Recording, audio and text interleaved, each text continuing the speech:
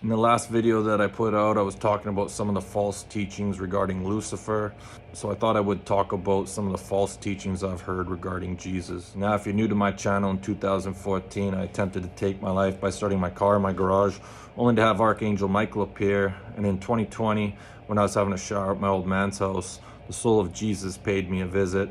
And on April 8th, 2021, when I was chilling on Third Beach with a buddy, my soul left my body and I found myself standing or floating in the presence of the soul of Jesus, who was standing next to the soul of the Son in the 12th dimension. So let's take a look at some of the false teachings regarding Jesus.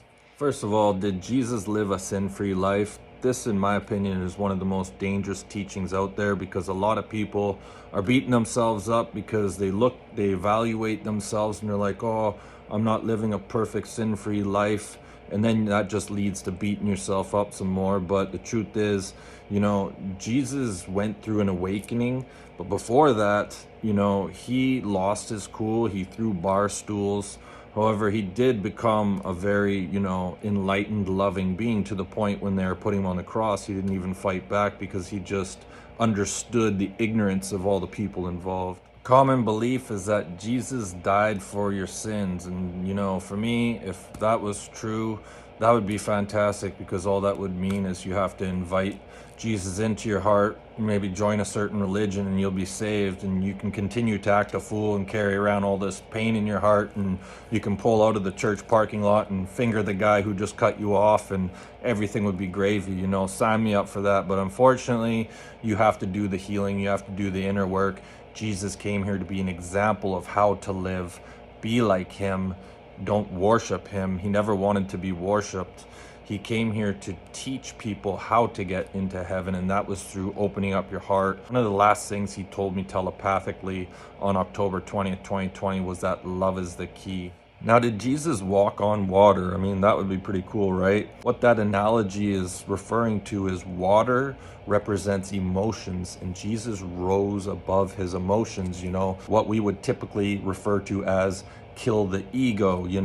When they're putting him on the cross, he didn't fight back. He remained heart-centered because he understood the ignorance of the people. It's the same thing with turning water into wine.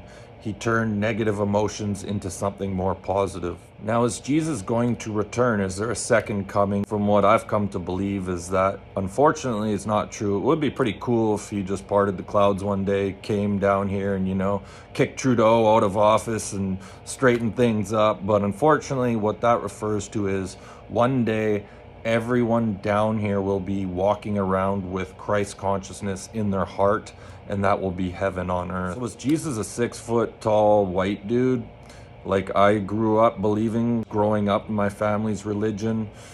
What I've come to believe from my visitations is that he was more likely a 5'1", 5'2", dark-skinned individual, whether you want to call him black or brown, but he was far from white. Now, some people say that doesn't matter, but I disagree, because first of all, there's a big rabbit hole I could dive into there, but I'm going to keep it somewhat simple.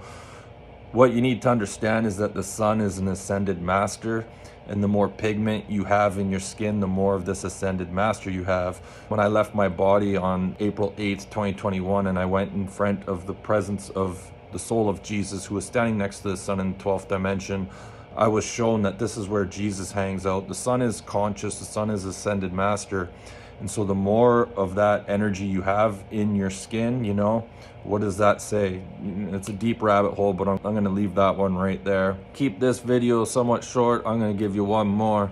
Is Jesus God, the creator of everything? I've come to believe that Archangel Michael is the God of the universe that we find ourselves in, just one of many universes.